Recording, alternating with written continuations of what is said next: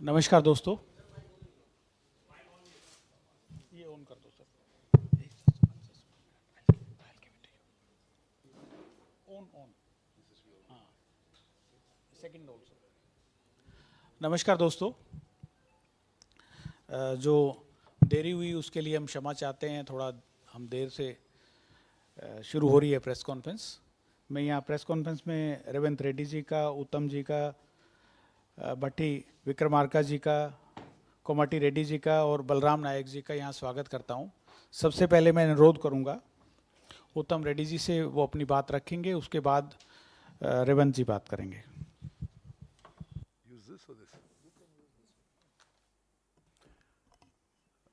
Media మిత్రులకు నమస్కారం. Am I clear? Is it working, the mic? Okay. On behalf of the Congress party in Telangana, going for elections, going for polls on 30th November, we are demanding that మేము రాష్ట్ర ప్రభుత్వానికి demand చేసేది, మీరు ఏదైతే cash benefits ఓటర్లకి మీరు గతంలో ప్రకటించారు, all cash benefits, whether it is Rythu Bandhu scheme or Dalit Bandhu scheme or any other schemes, the cash, Congress party is demanding that these cash benefits be transferred immediately and before the date of notification, which is most likely on the 2nd or 3rd, all the benefits to the farmers, to the Dalits, to the housing beneficiaries, to the BCs, to the Muslims, whatever has been announced, all these cash benefits must be transferred before the date of notification. That is our demand to the government of Telangana, and also we have represented to the Election Commission that all benefits and ongoing schemes, the government of Telangana must do the cash transfer before the date of notification.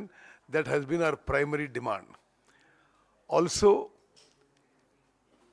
use of official places such as Chief Minister's residence and MLA camp offices built at the cost of public exchequer are being used for political activity.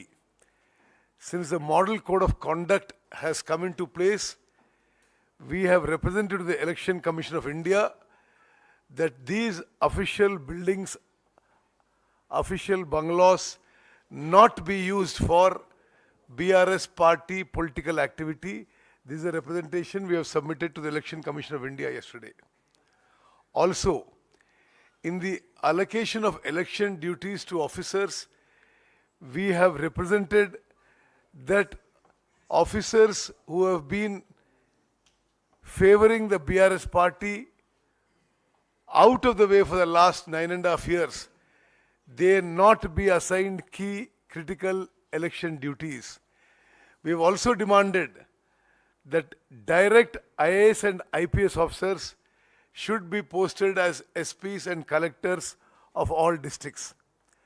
As far as possible, returning officers should also be direct IAS officers, because we have seen their functioning, many officers for the last many years, how partisan and how they have been helping or working on party agenda and not a government agenda for several years. We have given specific names of officers also to the Election Commission. So these are the some of the issues that I wanted to bring to your notice. Now our party president and MP, Mr. Revanth Reddy, will speak.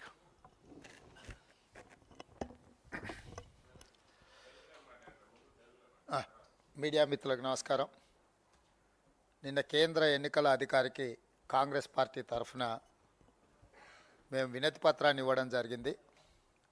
అందులో ప్రధానంగా సంక్షేమ పథకాలకు సంబంధించిన నగదు బదిలీ విషయంలో ఒక నిర్దిష్టమైన సూచన ఎన్నికల అధికారులకు చేయడం జరిగింది. నోటిఫికేషన్కి వచ్చే కంటే ముందు 2 తారీఖు 3 తారీఖు లోపలనే నగదు బదిలీ కార్యక్రమాన్ని అంతా కూడా పూర్తి చేయమని స్పష్టంగా చెప్పడం జరిగింది. అదేవిధంగా అధికారులు రాజకీయ పార్టీ కార్యకర్తలాగా పనిచేస్తున్నారు, తక్షణమే వాళ్ళని బదిలీ చేసి అక్కడ నిష్పక్షపాతంగా వ్యవహరించే అధికారులను నియమించడం అని రెండో సూచన చేయడం జరిగింది. మూడవది, రిటైర్డ్ ఆఫీసర్స్ని వాళ్ళ బంధువులందరినీ కూడా 5 ఏళ్ల క్రితం 10 ఏళ్ల క్రితం రిటైర్ అయిపోయిన వాళ్ళని తిరిగి తీసుకొచ్చి పదవులలో నియమించి వాళ్ళను ఒక ప్రైవేట్ ఆర్మీ కింద వాడుకొని పూర్తిగా ప్రతిపక్షాల మీద దాడులు చేసే విధంగా, ఇబ్బంది పెట్టే విధంగా వాళ్ళను వినియోగిస్తున్నారు. కాబట్టి రిటైర్డ్ అధికారులందరినీ తక్షణమే ఎన్నికల అధికారులు తొలగించాల్సిందిగా పేర్లు చెప్పడం జరిగింది. అందులో ప్రధానంగా కేసీఆర్ బంధువు ప్రభాకర్ రావు గారు, వేణుగోపాలరావు గారు, నరసింహరావు గారు, రాధాకిషన్ రావు గారు, జగన్మోహన్ రావు గారు, ఆల్రెడీ డ్యూటీలో ఉన్న భుజంగరావు గారు, అదేవిధంగా దుగ్గ్యాల ప్రణీత్ రావు గారు, వీళ్ళందరూ కూడా నిజాం దగ్గర రజాకర్స్ ఉండే వాళ్ళు అని విన్నాం. ఇప్పుడు ఈ నయా నిజాం దగ్గర ఈ ప్రైవేట్ ఆర్మీని ప్రభుత్వ జీతభత్యాలతో నియమించి కాంగ్రెస్ పార్టీ మీద, అధికారుల మీద దాడులు చేయించి అక్రమ కేసులు పెట్టి నానా ఇబ్బందులకు గురి చేస్తున్నారు. డ్యూటీలో ఉన్న ఐఏఎస్ అధికారులు జయేష్ రంజను, అరవింద్ కుమార్, సోమేష్ కుమార్ లాంటి వాళ్ళు కీలకమైన శాఖలను 7-8 ఏళ్ళ నుంచి కంటిన్యూస్గా నిర్వహిస్తున్నారు. వీళ్ళు వ్యాపారస్తులను, సమాజంలో గౌరవమైన వాళ్ళని పిలిచి మీరు టీఆర్ఎస్కు ఎన్నికల నిధులు ఇవ్వాల్సిందే అని ఒత్తిడి చేయడమే కాకుండా కాంగ్రెస్ పార్టీకి అనా పైసా కూడా సహాయం మీరు అందించడానికి వీల్లేదు, వాళ్ళు మీ బంధువులైనా మీ మిత్రులైనా మీరు కాంగ్రెస్ పార్టీ శ్రేయోభిలాషులైనా కూడా అనా పైసా కూడా సహాయం చేయడానికి వీల్లేదు అని సోమేష్ కుమార్, అరవింద్ కుమార్ అండ్ జయేష్ రంజన్ ఈ ముగ్గురు అధికారులు పూర్తిగా సిఎంపీసీలో స్మితా సబర్వాల్ అండ్ రాజశేఖర్ రెడ్డి ఓఎస్డి వీళ్ళందరూ కూడా కలిసి పూర్తి స్థాయిలో రాజకీయ కార్యక్రమాలలో పాల్గొని టీఆర్ఎస్కు ఎన్నికల నిర్వహణ టీంలాగా పనిచేస్తున్నారు. వీళ్ళే కాకుండా చట్టవిరుద్ధంగా రాష్ట్ర DGP Anjani Kumar, Andhra Pradesh cadre officer, అతన్ని డీజీపీగా నియమించిందంటే out of the way is getting benefit. అందుకోసమని ఆంధ్రప్రదేశ్ కాడర్ అధికారిని సోమేష్ కుమార్ను కోర్టే తొలగించింది. ఇప్పుడు అంజనీ కుమార్ను ఎన్నికల అధికారులను నివేదిక చెప్పినాము మేము తొలగించమని. స్టీఫెన్ రవీంద్ర కూడా సర్వీస్లో ఉండి పూర్తిగా టీఆర్ఎస్ కార్యక్రమాల్లో పాల్గొంటున్నాడు. వాళ్ళిద్దరినీ బదిలీ చేయాలని కాంగ్రెస్ పార్టీ స్పష్టంగా చెప్పడం జరిగింది. సంక్షేమ పథకాలకు సంబంధించి సరైన విధి విధానాలు పాటించకుండా 8 సంవత్సరాల నుంచి రామకృష్ణారావు గారు ఫైనాన్స్ సెక్రటరీ వాళ్ళకు కావాల్సిన కాంట్రాక్టర్లకు బిల్లులు చెల్లించి టీఆర్ఎస్కు ఎన్నికల నిధులను సమకూర్చే కాంట్రాక్టర్లకే బిల్లులు విడుదల చేసి అందులో నుంచి సొమ్ములు దండుకుంటున్నారు. కాబట్టి రామకృష్ణారావు గారిని తక్షణమే అక్కడి నుంచి తొలగించమని మేము చెప్పినాం. మేము ఒక పక్కన పారదర్శకంగా ఎన్నికలు నిర్వహించమని మేము చెప్తుంటే టీఆర్ఎస్ వాళ్ళు ఒక విష ప్రచారం మొదలుపెట్టారు. కాంగ్రెస్ నాయకులు పోయి బీజేపీ బీఆర్ఎస్కు వ్యతిరేకంగా సంక్షేమ పథకాలకు నిధులను విడుదల చేయొద్దని అడ్డుపడుతున్నారు. చూసినరా కాంగ్రెస్ పార్టీ వాళ్ళు మీకు ఆపాలనుకుంటున్నారు. మేము ఆపమంటలేము. నవంబర్ 2 తారీఖు లోపల తక్షణమే నిధులను విడుదల చేయాలని డిమాండ్ చేస్తున్నాం.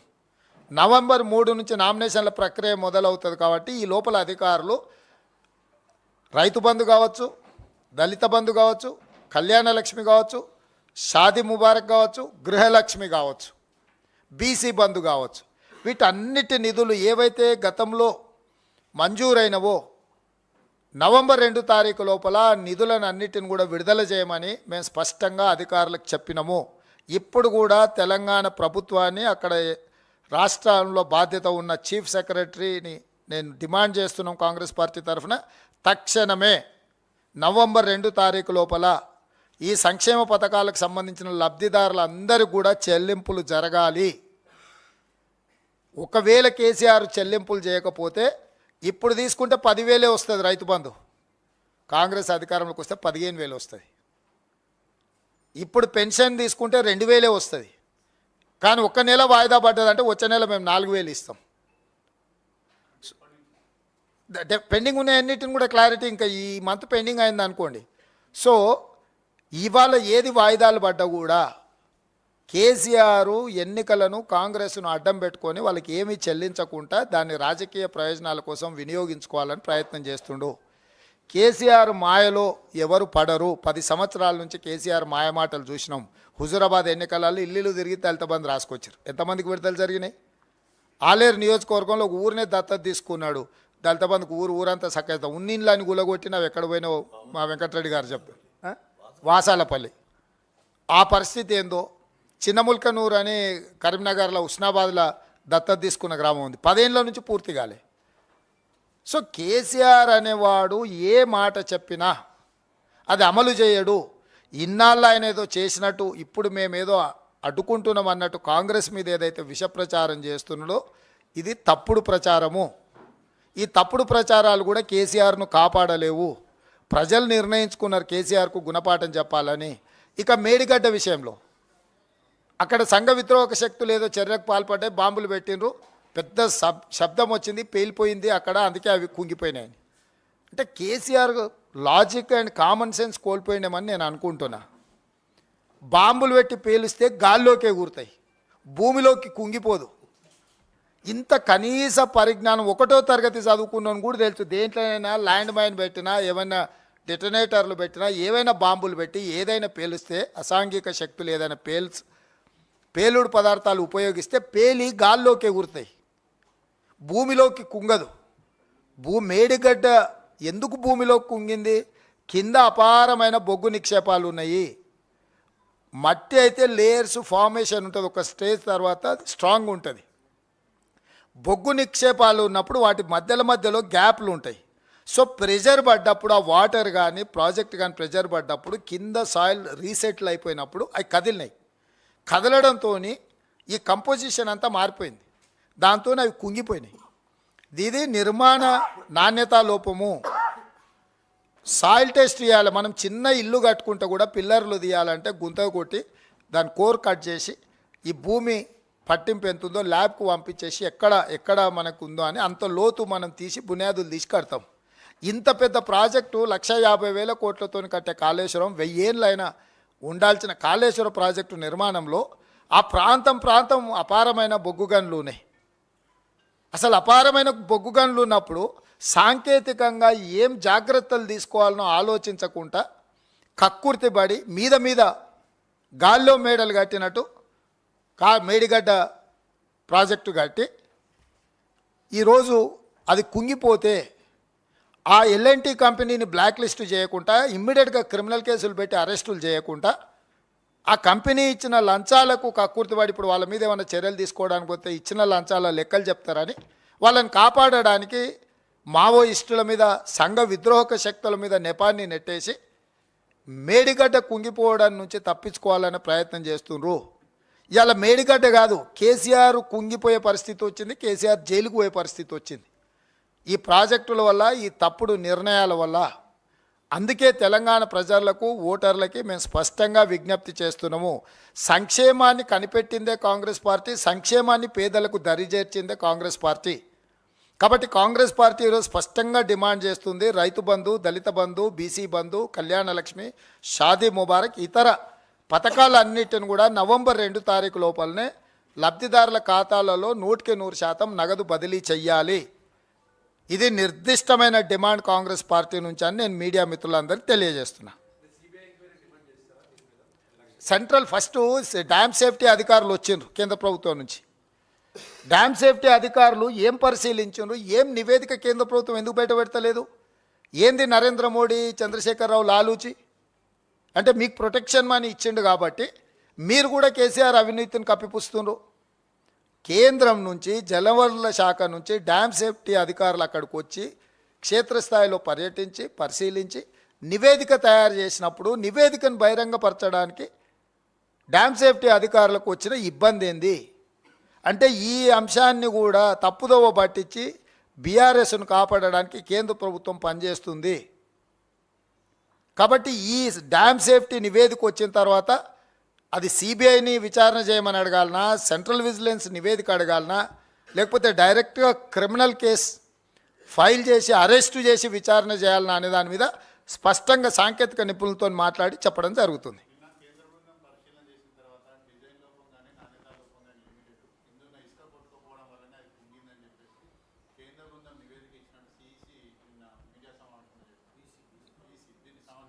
ఈసీ చెప్పిండా, ఈఎన్సీ చెప్పిండా?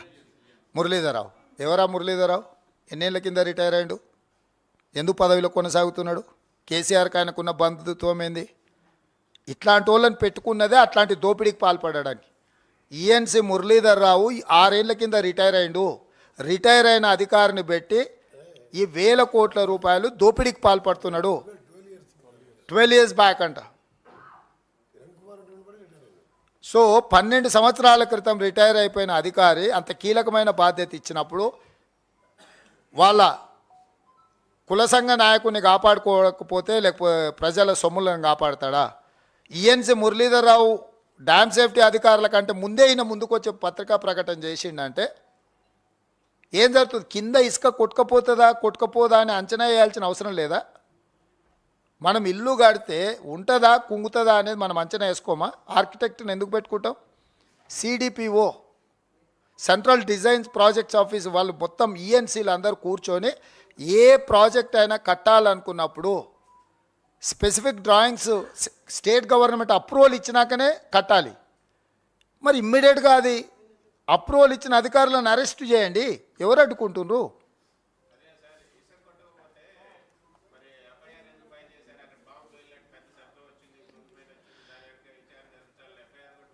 నేను అనేది అదే, వాళ్ళు ఒక రకంగా మావోయిస్టుల మీద నెట్టేసి తప్పించుకుందామని సాంకేతికంగా ఇంకొక ఈ ఇసుక కొట్టుకపోతే ప్రాజెక్టు కుంగిపోతుంది అని అంటే ఎంత నాణ్యతా లోపం ఉందో ఈఎన్సీ గారే చెప్పకనే చెప్తున్నాడు. ఒక తప్పును కప్పిపుచ్చుకోవడానికి ఇంకొక తప్పుడు మాటలు చెప్తున్నారు. అందుకే క్రిమినల్ కేసులు పెట్టి విచారణ చేస్తే కానీ ఇట్లా మాట్లాడేటోళ్ళ మీద 3rd degree ప్రయోగిస్తే తప్ప నిజాలు బయటికి రావు.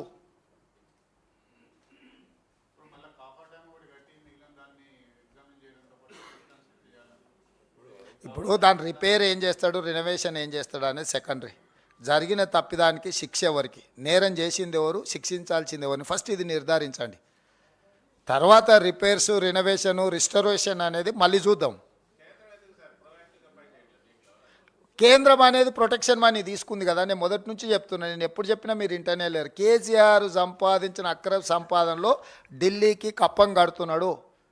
ఒకప్పుడు సుల్తాన్లు ఉన్నప్పుడు సామంతులు అందరూ కూడా సుల్తాన్కు కట్టేటోళ్ళు కప్పము. సో తెలంగాణ సామంతుడు ఢిల్లీలో ఉన్న చక్రవర్తికి కప్పం కడుతున్నాడు. అందుకే వాళ్ళు ఏమంటలేరు మావోడే కదా అని. ఒకప్పుడు నిజాం దగ్గర కాసిం రిజీ ఉండేటోడు ప్రజల దగ్గర పన్నులు వసూలు చేయడానికి. ఇప్పుడు మోడీ దగ్గర కేసీఆర్ ఉన్నాడు వసూలు చేసి ఇలా కప్పం కట్టడానికి. ఇక నివేదికనే బయటికి రాలే, ఎవరి మీద కేసులు పెట్టలేదు. అవన్నీ ముందు చెప్దాం.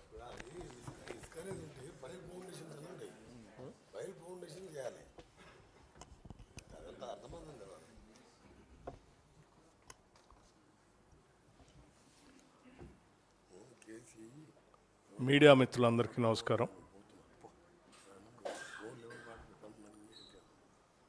తెలంగాణ రాష్ట్ర కాంగ్రెస్ కమిటీకి సంబంధించినంతవరకు మేము చాలా స్పష్టంగా కేంద్ర ఎన్నికల అధికారులను కలిసి రాష్ట్ర ప్రభుత్వం బీఆర్ఎస్ పార్టీ రెండు కూడా రాష్ట్ర ప్రజల్ని ఏ రకంగా తప్పుదోవ పట్టిస్తూ ఉంది, రాష్ట్ర సంపదని ప్రజల కోసం కాకుండా పార్టీ ప్రయోజనాల కోసం ఎట్లా వాడుకుంటుందనేది చాలా స్పష్టంగా చెప్పాం. బీఆర్ఎస్ ప్రభుత్వం గోబెల్స్ ప్రచారం చేసుకుంటూ ప్రజలకి రైతు బంధు ఇస్తామని, దళిత బంధు ఇస్తామని, బీసీ బంధు చేస్తామని, ఇతరత్ర క్యాష్ బెనిఫిట్స్ చాలా చేస్తామని చెప్పి చివరికి ఇళ్లకు సంబంధించి కూడా చెప్పి చేస్తున్నట్టుగా భ్రమలు కల్పిస్తూ గోబెల్స్ ప్రచారం చేసుకుంటూ వచ్చారు. ఒక పక్కన చేస్తామని చెప్పే గోబెల్స్ ప్రచారం ఒక పక్కన, రెండో పక్కన మేము చేయడానికి ప్రయత్నం చేస్తూ ఉంటే మిగతా వాళ్ళు ఏదో ఆపుతూ ఉన్నారని చేసే గోబెల్స్ ప్రచారం ఒక పక్కన. ఈ రెండు కూడా అటు ప్రజల్ని ఇటు ప్రభుత్వాలని లేకపోతే ఎన్నికల సంబంధించినటువంటి అధికారులు కూడా తప్పుదోవ పట్టించే. మేము చాలా స్పష్టంగా చెప్తా ఉన్నాం, మీరు ఇచ్చినటువంటి హామీల్ని ఎన్నికల నోటిఫికేషన్ కంటే ముందు మేము త్వరగా అమలు చేయండి అని డిమాండ్ చేస్తూ ఉన్నాం. త్వరగా అమలు చేయండి అని డిమాండ్ చేస్తున్నాం. ఎందుకంటే మీరు ఇచ్చిన హామీని నోటిఫికేషన్ తర్వాత మిమ్మల్ని ఎన్నుకున్నది 5 సంవత్సరాలకే కాబట్టి ఈ కాల పరిమితి కూడా అయిపోతూ ఉంది. కాబట్టి మీరు చెప్పినటువంటి పనులను ఈ నోటిఫికేషన్ లోపలే మీరు అమలు చేయాల్సి ఉంటుంది. కాబట్టి ఈ నోటిఫికేషన్ లోపల ఈ రైతు బంధు కానీ లేకపోతే దళిత బంధు కానీ బీసీ బంధు కానీ మిగతా క్యాష్ బెనిఫిట్స్ ఏమేమి ఉన్నాయో వాటన్నిటినీ ప్రజలకు అందించండి అని డిమాండ్ చేశాం. మేము అలా చేసేటట్టుగా చూడండి అని కూడా ఎన్నికల కమిషన్కి చెప్పాం. మేము చెప్పింది ఇదైతే వాళ్ళు ప్రచారం చేసేది గోబెల్స్ ప్రచారం చేసేది ఇంకోటి చేస్తూ ఉన్నారు. అందుకే మేము చాలా స్పష్టంగా మీ ద్వారా మరొకసారి స్పష్టత ఇస్తూ ఉన్నాం. ఇచ్చిన హామీలను వెంటనే అమలు చేయండి, నోటిఫికేషన్ లోపల చేయండి. ఇదే మేము చాలా స్పష్టంగా చెప్పేది, ఇంత మించి ఏం లేదు.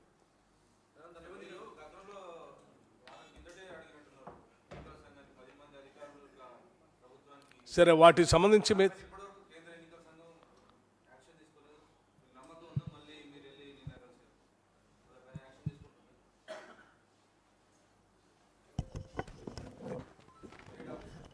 ఇప్పుడు ప్రాసెస్లో ఉన్న అథారిటీకే మనం ఫిర్యాదు చేయాలి. ఇది ప్రైవేట్ ఆర్గనైజేషన్ కాదు, ప్రైవేట్ వ్యక్తులు పొలిటికల్ పార్టీస్ తీసుకునే నిర్ణయం కాదు. ఎన్నికల అధికారులకు ఫిర్యాదు చేయడం, ఫిర్యాదును వాళ్ళు సరైన విధంగా పరిష్కరించకపోతే కోర్టుకు వెళ్ళడం అనేది 2 అంశాలు ఉన్నాయి. సో మేము అధికారులకు అందుకే మీడియా పరంగా డిమాండ్ చేసినాం, ప్రత్యక్షంగా కలిసి కంప్లైంట్ చేసినాం. వాటి మీద వాళ్ళ చర్యలను బట్టి మా తదుపరి కార్యాచరణ ఉంటుంది.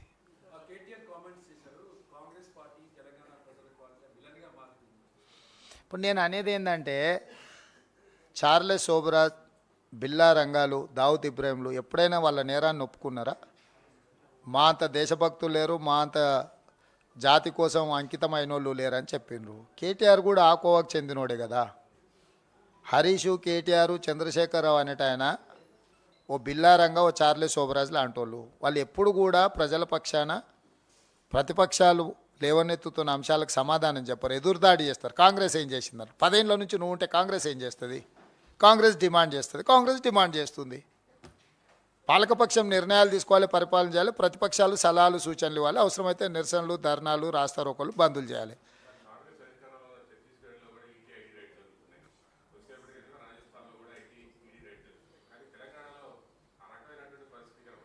అంటే బీజేపీ అధికారంలో ఉన్న ఏ రాష్ట్రంలో కూడా అట్లా జరగదు. తెలంగాణలో ఉన్నది బీజేపీ ప్రభుత్వమే కదా. సో ఎప్పుడు కూడా బీజేపీ ఎన్నికలకు వచ్చేకంటే ముందు కాంగ్రెస్ పార్టీ ఎన్నికల కార్యాచరణ మొదలైన తర్వాత ఫ్రంటల్ ఆర్గనైజేషన్ మేము ఫస్ట్ పంపిస్తాం. అక్కడ ఎన్నికల వాతావరణాన్ని, కార్యకర్తలను సమన్వయం చేయడానికి. అంటే ఎన్ఎస్యుఐ, యూత్ కాంగ్రెస్, మహిళా Congress, SC department, ST department, వీటన్నిటిని కూడా ఎన్నికల కార్యాచరణ కోసం ఫస్ట్ రాష్ట్రాలకు మేము పంపిస్తాం. మా ఫ్రంటల్ ఆర్గనైజేషన్స్ అవన్నీ. BJP frontal organisations ED, income tax, CBI ఇవి. సో వాళ్ళ ఫ్రంటల్ ఆర్గనైజేషన్స్ వచ్చేసి వాళ్ళు అదే పని చేస్తున్నారు.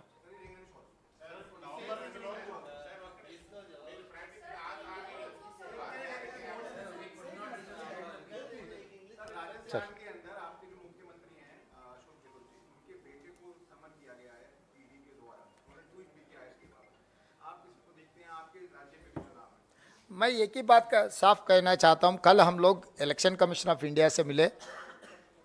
तेलंगाना चुनाव में जो भारतीय जनता पार्टी एंड भारतीय राष्ट्र समिति दोनों मिलकर चुनाव में कांग्रेस को हराने के लिए जो ऑफिशियल इंस्टीट्यूशंस को कैसे मिसयूज़ कर रहा है उसके बारे में हम लोग फिरियाद दिए. पर्टिकुलर इन ऑफिसर्स 6 साल से, 7 साल से, 8 साल से एक ही जगह में है. वो ऑफिसर लोग वहाँ पर बिजनेस सेक्शन को बुला दे के बीआरएस को इलेक्शन फंड्स देने के लिए, और रिटायर्ड हो गए सो ऑफिसरों को like Prabhakar Rao IPS officer, Venugopal Rao, Jaganmohan Rao, Narasimha Rao, Radha Kishan Rao, Bhujang Rao, Duggyala Praneeth Rao, ऐसे सब सारे केसीआर रिश्तेदारों को, उसमें से ज़्यादा लोग 8 साल 10 साल पहले रिटायर हो चुके हैं। रिटायर्ड ऑफिसर्स को लेकर रेगुलर पोस्टिंग देके अपोजिशन पार्टी को सताने के लिए, केसेस लगाने के लिए, हरासमेंट के लिए they are working like private army. इनके बारे में भी हम लोग फिरियाद दिए। और मीडिया एंड एडवर्टाइजमेंट विंग, तो पॉलिटिकल पार्टी ओन मीडिया है तेलंगाना में। केसीआर का खुद का टी न्यूज़ चैनल है, नमस्ते तेलंगाना पेपर है, तेलंगाना टुडे, ऐसे बहुत सारे चैनल्स पेपर्स केसीआर का खुद का है, बीआरएस पार्टी का। उसमें कांग्रेस के खिलाफ इतना गलत इंफॉर्मेशन दे रहे, गलत वार्ता छाप रहे कि कांग्रेस में लड़ाई हो रही है, कांग्रेस में ये हो गया, कांग्रेस में वो हो गया, ये सब सारे। इसीलिए election commission of India guidelines के हिसाब से जो पॉलिटिकल पार्टी ओन मीडिया के ऊपर एक नज़र रखना है, ऑफिसर को अपॉइंट करना है, वो हम याद दिलाए।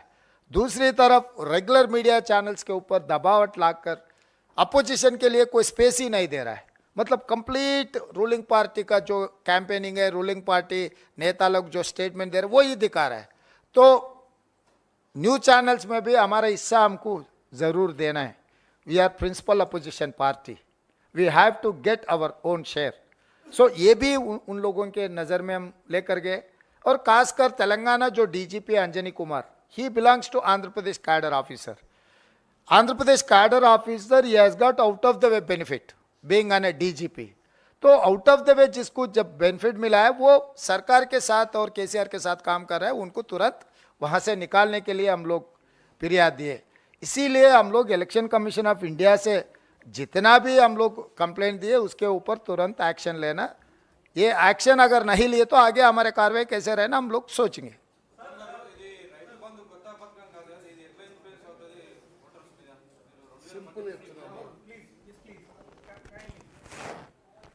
जब क्वेश्चंस पूछ रहे हैं तो एक एक करके क्वेश्चन पूछिए प्लीज। చాలా సింపుల్గా చెప్తున్నాము. నోటిఫికేషన్ డేట్ కంటే ముందు మొత్తం రైతు బంధు, దళిత బంధు, గృహలక్ష్మి, కళ్యాణ లక్ష్మి ఎంత డ్యూ ఉందో అంత అమౌంట్ విడుదల చేయాలి అని చెప్పి బీఆర్ఎస్ ప్రభుత్వాన్ని కాంగ్రెస్ పార్టీ డిమాండ్ చేస్తుంది. అంతకు మించి చెప్పేది లేదు. నేను ఒకటి సమాధానం చెప్తున్నా, నోటిఫికేషన్ కంటే ముందు డబ్బులు విడుదల చేయాలి, అది మరి demand.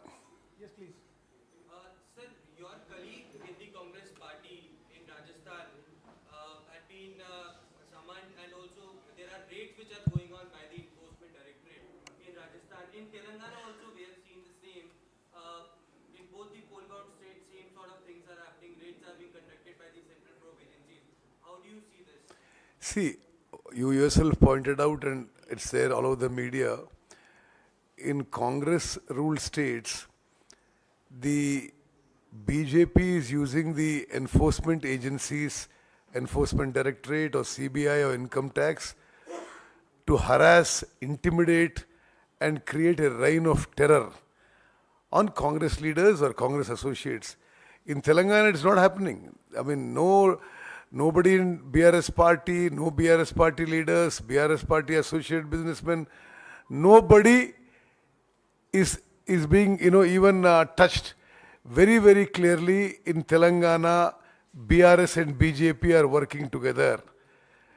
In other states, wherever there are opposition-ruled states and mainly in Congress-ruled states, BJP is using the enforcement agencies as their frontal organizations to attack our people and to try and gain a benefit in the elections.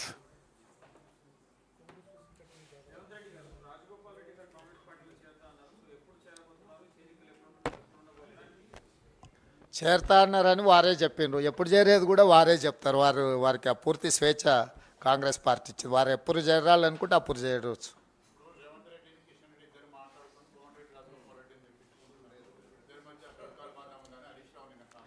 ఇప్పుడు పోయే కాలం వచ్చినప్పుడు ఏదైనా మాట్లాడతారు.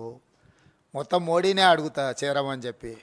ఇంకా మళ్ళీ కిషన్ రెడ్డితో ఎందుకు మాట్లాడేది? మోడీ అమిత్ షాను కూడా కాంగ్రెస్లో చేరమని చెప్తాం. మా సిద్ధాంతాలను, కాంగ్రెస్ విధానాలను ఆచరించే విధంగా వచ్చి చేరమని చెప్తాం. ఈ అర్థం పర్థం లేని ఆరోపణలతోని వాళ్ళని ఎవరు కాపాడలేరు. వాళ్ళొక ఉద్దేశంతోనే అందులోకి పోయినరు. అందులోకి పోయిన తర్వాత వాస్తవాలు కనిపించినాయి. బీఆర్ఎస్ బీజేపీ కొట్లాడుకుంటున్నారు. కేసీఆర్ అవినీతి మీద 1,00,000 కోట్ల రూపాయల సంపాదన మీద బీజేపీ చర్యలు తీసుకుంటుందని చెప్పి రాజగోపాల్ రెడ్డి, వివేకు, విశ్వేశ్వరరెడ్డి, విజయశాంతి గారు, డీకే అరుణ గారు, జితేందర్ రెడ్డి గారు వీళ్ళందరు నాయకులు అందులో పోయి చేరినరు. అందులో పోయి చేరిన తర్వాత ఏమైంది, వాళ్ళు వీళ్ళు దోసుకున్న దాంట్లో కలిసి పంచుకుంటున్నారు కాబట్టి ఇక ఇమ్మడలేము, మేము ఉండలేము. ఇప్పుడు ప్రత్యామ్నాయం కాంగ్రెసే, కాంగ్రెస్తో మేము కలిసి పనిచేస్తాం. మేము యాక్చువల్గా సిద్ధాంతపరంగా కాంగ్రెస్ వాదులం, కానీ రాష్ట్రంలో జరుగుతున్న అవినీతిని నిలువరించడానికి బీజేపీతో చేరమన్నారు. వాళ్ళు ఎవ్వరు బీజేపీ సిద్ధాంతాలను ఆకర్షించి పోలే. కేంద్రంలో అధికారంలో ఉన్నారు కాబట్టి కేసీఆర్ అవినీతి మీద చర్యలు తీసుకుంటారని వాళ్ళు వెళ్ళినరు. కానీ అవినీతిలో వాళ్ళు కూడా భాగస్వాములు అని తెలిసిన తర్వాత వాళ్ళు వెనక్కి వస్తున్నారు. నేను ముందే చెప్పిన, కాంగ్రెస్లోకి రావాలనుకున్న వాళ్ళను సాధారణంగా ఆహ్వానిస్తున్నాం. వాళ్ళ స్థాయిని బట్టి డెఫినెట్గా పార్టీ వాళ్ళకు అవకాశాలు, హోదా ఇస్తుంది. Revanth sir See, I'll just finish the same thing for national media. 1 minute, just 1 minute. Let me finish. See, for the national media, please bear in mind, this Medigadda barrage sinking is actually something that is of a national disaster. A lakh of crores have been spent on it. And is the state or central governments acting with the alacrity and the seriousness of such a huge dam? Somebody says because the sand under it is shifting, then they make some false allegations that, or something, try to create speculation that there was some blast somewhere. These dams are supposed to have a life of more than 100 years. They're supposed to withstand earthquakes on a Richter scale of 8, 9. And they're giving some very silly excuses for their negligence, for their corruption. And the national media should note that we've been saying this for the last 9.5 years, that the KCR government is the most corrupt government in the country. It is proven today by the poor quality of the Medigadda barrage, and it is astonishing that the central government doesn't find it appropriate to move faster than what they're doing. Thank you. Telangana में आप लोग left से गठबंधन करने वाले हैं और कितनी सीटें देने को? तेलंगाना में लेफ्ट से गठबंधन करेंगे क्या आप उनके साथ मिलकर चुनाव लड़ेंगे? और वो 10 सीटों की मांग कर रहे हैं. हमारा चेयरमैन साहब बोलने वाले. See, left parties are our valued, respectable India and alliance partners. And definitely CPM and CPI, both of them are national parties. And the alliance and seat sharing and all those things will be decided by our national party leadership. And their national party leadership and our national party leadership, both of them are in touch with each other. At an appropriate time, we will be definitely announcing the seat sharing and number of seats, how many are. What selection? No, the selections and all that, selections, we have an established procedure. State election committee, screening committee, and central election committee. You know that the screening committee is over and central election committee meetings are taking place. Very soon, I think our national party will be announcing the list. Thank you. अध्यक्ष जी, आप कह रहे हैं कि BJP और जो सत्ताधारी दल है दोनों मिलकर कांग्रेस को वहां हराना चाहती है, लेकिन लाइव टीवी डिबेट में जो केसीआर की पार्टी के विधायक हैं वो बीजेपी के नेता पर हमला कर देते हैं, और जो बीआरएस के मंत्री हैं केटी रामाराव, वो ये क्यों बार बार कहते हैं कि कांग्रेस आजमाई हुई पार्टी है, देखी हुई पार्टी है, इसलिए कांग्रेस के झांसे में वोटर ना आए? ऐसा कहने के पीछे क्या उनकी लाचारी है?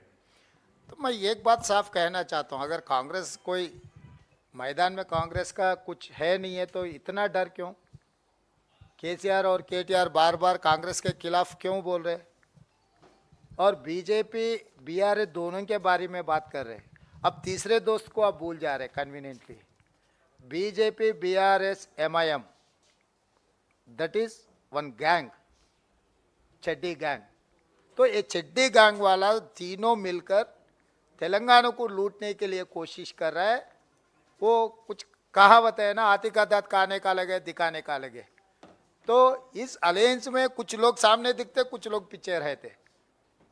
तो इसीलिए हम लोग साफ साफ कहना चाहता है कि इंडिया कूटमी को हराने के लिए, खासकर इन तेलंगाना कांग्रेस को हराने के लिए तीनों एक एक तरीका से चुनाव लड़ने के लिए कोशिश कर रहे हैं।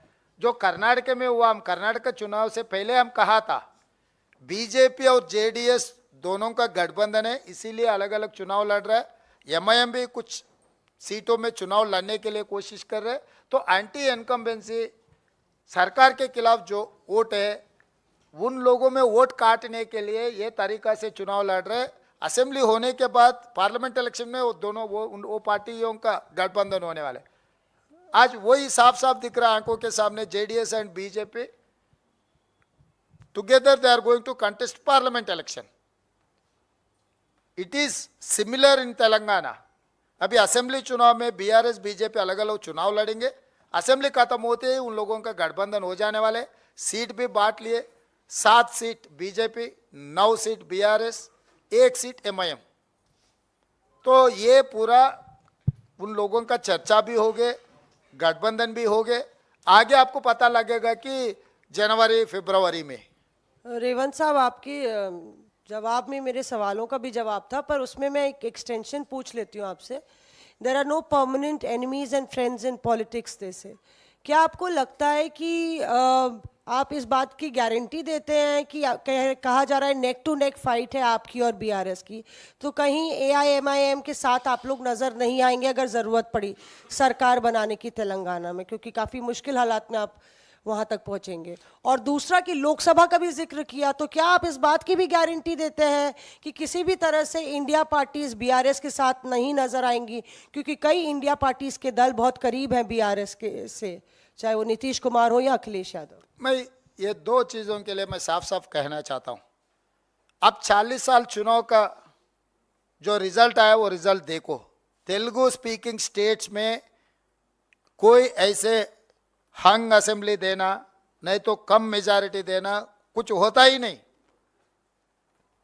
आप 1983 से लेकर till 2023 40 years of Telugu speaking states, they've never given hung assembly.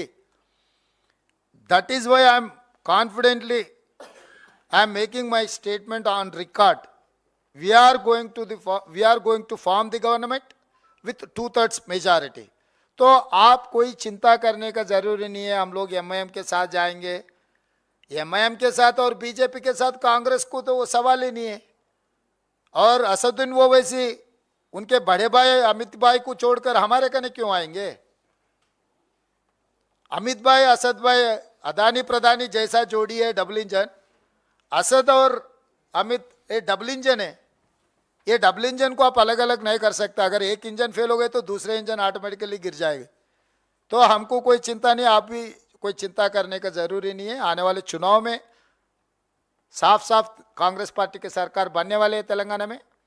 आप लोगों को भी December 9, 2023 कांग्रेस सरकार का प्रमाण स्वीकार हो जाएंगे। आप लोग दिल्ली से पत्रकार मित्र सब लोग उस दिन आना है हैदराबाद को। कांग्रेस पार्टी नायक सीएम होते सर अध्यक्ष जी सर, एक कार्ड बीआरएस और एक बीजेपी का एक कार्ड छपी है जो हमारे पास है, और ये कह रहा है कि शादी का कार्ड है। हाँ। क्या लिखा है क्या नहीं, तो क्योंकि आप लोग के लैंग्वेज में पता नहीं चल रहा, ये क्या है? ओ February 14 है ना? What is that? हाँ, वो कार्ड वो है बीजेपी और बीआरएस का।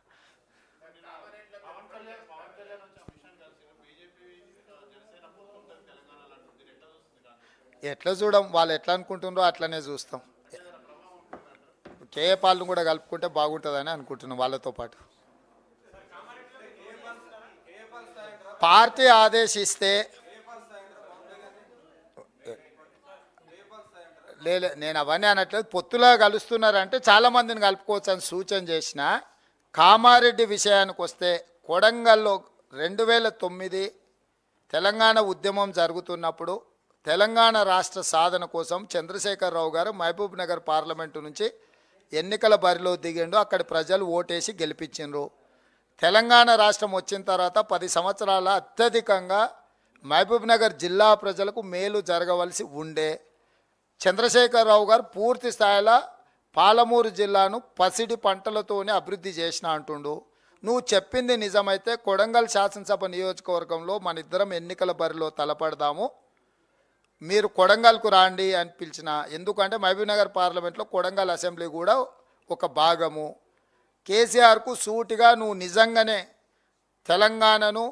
తెలంగాణలో ఉన్న మహబూబ్నగర్ జిల్లాను అభివృద్ధి చేసి ఉంటే కొడంగల్ నుంచి ఎన్నికల క్షేత్రంలో మన ఇద్దరం కొట్లాడదాం, నువ్వు రమ్మని నేను సవాలు విసిరినా. ఒకవేళ ఆయన రాలేదనుకో, పార్టీ నన్ను ఆదేశించింది అనుకో, కేసీఆర్ వస్తలేడు కాబట్టి నువ్వే కేసీఆర్ పోటీ చేసే కామారెడ్డికి వెళ్ళమని నాకు ఆదేశాలు ఇచ్చినా, మా సిఎల్పి నాయకులు బట్టి విక్రమార్క గారికి ఆదేశాలు ఇచ్చిన, పార్టీ ఆదేశాలను శిరసా వహించడము కాంగ్రెస్ పార్టీ కార్యకర్తలుగా మా బాధ్యత.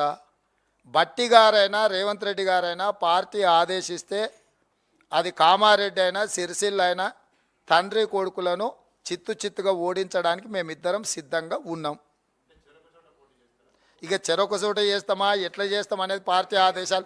కేసీఆర్ మీదనే 2 సీట్లు ఉన్నాయి, గజ్వేల్ ఒకటి, కామారెడ్డి ఒకటి. रेवंत जी, कर्नाटक क्योंकि दक्षिण भारत का एक बड़ा राज्य है जहां पर कांग्रेस ने अपनी सरकार बनाई और 5 गारंटीज कहते हैं कि बड़ी एक अहम भूमिका रही उन 5 गारंटीज की। तेलंगाना में क्योंकि बीआरएस की सरकार है और वहां पर इस तरह की अलग अलग गारंटीज ऑलरेडी सरकार ने वहां दी हुई हैं, तो यहाँ पर तेलंगाना में क्यों लगता है कांग्रेस पार्टी को कि लोग चुनेंगे, बीआरएस को यहाँ पर नकार देंगे? ऐसा क्या आपको लगता है? हर प्रोडक्ट के लिए एक गुडविल, केसीआर का जो भी गुडविल है वो खत्म हो चुके हैं और केसीआर ने जो भी वेलफेयर या डेवलपमेंट जितना प्रचार किए सरकार पैसों से ग्राउंड पे उतना लागू नहीं किए।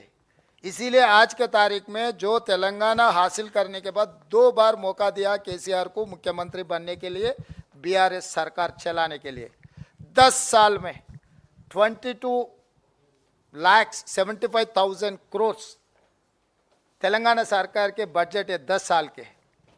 मगर वेलफेयर में कहीं पर डबल बेडरूम घर, दलित को 3 एकड़, किसानों के कर्जा माफ़ी, किसी में भी केसीआर कामयाब नहीं हुए।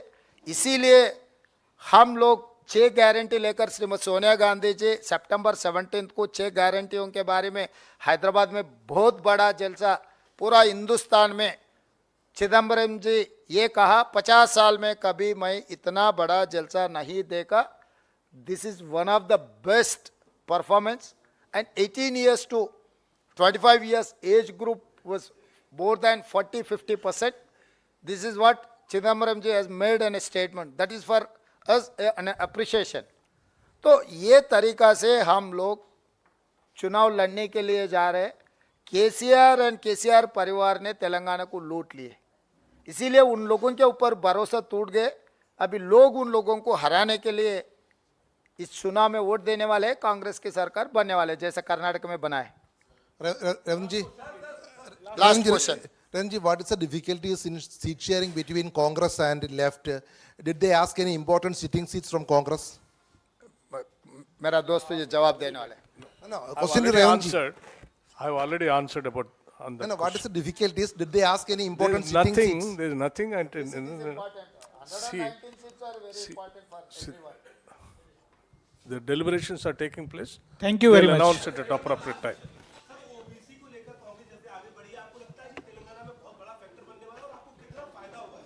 नहीं, हम लोग फायदा के लिए कभी सोचते ही नहीं। कांग्रेस पार्टी फायदा के लिए तेलंगाना नहीं दिए। ओबीसी सेंसस जो गिनती करने के लिए हम लोग जो कदम उठाए, this is social reform, this is not political reform, और we are not going to expect any political benefit out of this census OBC. డెఫినెట్గా చర్చలు జరుగుతున్నాయి, కాగానే ఫస్ట్ మీకే చెప్తాం. ధన్యవాదాలు.